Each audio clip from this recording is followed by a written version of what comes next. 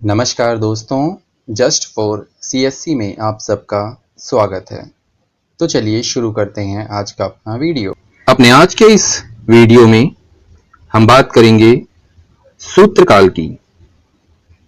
इस कालखंड का समय 7वीं या 6ठी शताब्दी ईसा पूर्व से 3री शताब्दी ईसा पूर्व तक का है। मतलब इस कालखंड को सूत्रकाल के नाम से जाना जाता है। आपको पता होगा कि वैदिक साहित्य को बचाए रखने के लिए उसे संक्षिप्त करने की आवश्यकता थी और इसीलिए सूत्र साहित्य की रचना की गई। इतना ही नहीं, आप सब ने हमारी पिछली वीडियोस में 6 वेदांग की चर्चा तो सुनी ही होगी और देखी भी होगी। उन 6 वेदांगों की रचना का उद्देश्य ही यही था कि वेद का सारा ज्ञान संक्षिप्त रूप में संजोया जा सके। इसीलिए तो 6 वेदांगों को वेदों के अलग अलग अंगों के रूप में जाना जाता है। जैसे छंद को वेदों के पैर कहते हैं, कल्प वेदों का हाथ, ज्योतिष वेदों की आँख, व्याकरण वेदों का मुख, शिक्षा वेदों की नसिका मतलब नाक और निरुक्ति वेदों का कान कहलाता है। 6 वेदांग और ये वेदों के शरीर के 6 अंग के रूप में प्रस्तुत किए गए हैं। सूत्रकाल में सभी सूत्रों में गौतम धर्म सूत्र सबसे प्राचीन माना जाता है, जिसकी रचना गौतम ऋषि के द्वारा की गई थी। अब चलिए जान लेते हैं सूत्रकाल का समाज कैसा था, उस समय की सामाजिक व्यवस्था कैसी थी। तो इस समय परिवार प्रथा मौजूद थी और वर्ण व्यवस्था काफ़ी कठोर हो चुकी थी और इन वर्णों का आधार जन्म नहीं बल्कि कर्म हुआ करता था और अस्पृश्यता का स्पष्ट रूप से उदय हो चुका था।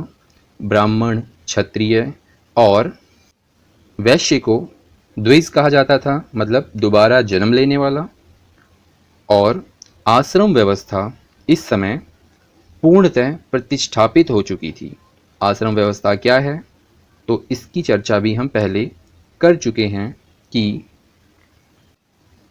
मनुस्मृति में ऋषि मनु ने मनुष्य के जीवन को 4 खंडों में विभाजित किया है। और अगर मान लीजिए आपका जीवन 100 साल का है, तो ये चारों खंड 25-25 साल के, जिसमें पहले 25 साल ब्रह्मचर्य, अगले 25 साल गृहस्थाश्रम, उसके बाद वानप्रस्थ और फिर अंतिम संन्यास। तो ये थे आश्रम व्यवस्था के 4 खंड जो सूत्रकाल में पूर्ण रूप से स्थापित हो चुके थे। इस समय शूद्रों को निकृष्ट समझा जाता था, उन्हें नीच समझा जाता था और पाणिनि ने सूत्रों के 2 वर्ग निर्धारित किए थे। इनका उल्लेख किया है कि शूद्र 2 प्रकार के हैं।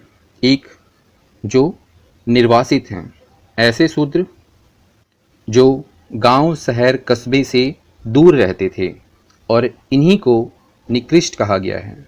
और दूसरे अनिर्वासित, जो गांव, कस्बे में रहते थे लेकिन इनका काम काफ़ी निचले दर्जे का था। ऊपर की 3 जातियों की सेवा करना ही इनका प्रमुख काम हुआ करता था। ऊपर की 3 जातियों में, यहाँ जाति की जगह वर्ण शब्द का उच्चारण करना ज़्यादा अच्छा होगा, तो ऊपर के 3 वर्णों में ब्राह्मण, क्षत्रिय और वैश्य शामिल थे। अब चलिए बात कर लेते हैं सूत्रकाल में महिलाओं की स्थिति कैसी थी। तो महिलाओं की दशा वैदिक काल की अपेक्षा गिर चुकी थी, उनकी दशा में गिरावट आ गई थी।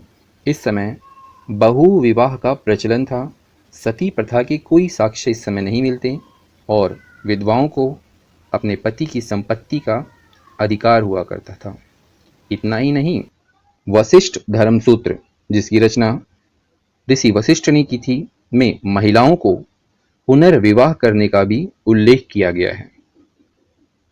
बात करें आर्थिक दशा की, तो अर्थव्यवस्था का मूल आधार खेती मतलब कृषि और पशुपालन था। वाणिज्य और व्यापार का काम वैश्य वर्ण को सौंप दिया गया था और इस समय मुद्रा मतलब कॉइन्स और पैमाना मतलब माप की इकाइयाँ प्रचलन में थीं। अब हम बात करते हैं इस समय के राजनीतिक जीवन या फिर राजनीतिक स्थिति के बारे में। तो सूत्र काल में भी राजतंत्र मौजूद था, लेकिन राजा को सारी शक्तियां प्राप्त नहीं थीं, बल्कि राजा कानून का निर्माता ना होकर केवल और केवल कानून का पालन करवाने वाला होता था। इस समय राजा के ऊपर धर्म का एक अंकुश होता था, मतलब इस समय ब्राह्मण वर्ग को भी श्रेष्ठ माना जाने लगा था। सभा और समिति जैसी कोई भी संस्था सूत्रकाल में मौजूद नहीं थी। इतना ही नहीं, इस समय न्याय भी वर्ग को देखकर किया जाता था, मतलब एक ही अपराध के लिए शूद्रों को और अन्य वर्ण के लोगों को अलग अलग दंड देने का विधान था सूत्रकाल में। तो ये कुछ महत्वपूर्ण और रोचक तथ्य थे सूत्रकाल से संबंधित, जिसका कालखंड 7वीं से 6ठी शताब्दी ईसा पूर्व से लेकर 3री शताब्दी ईसा पूर्व तक का था। तो आज के इस वीडियो में इतना ही। Thank you.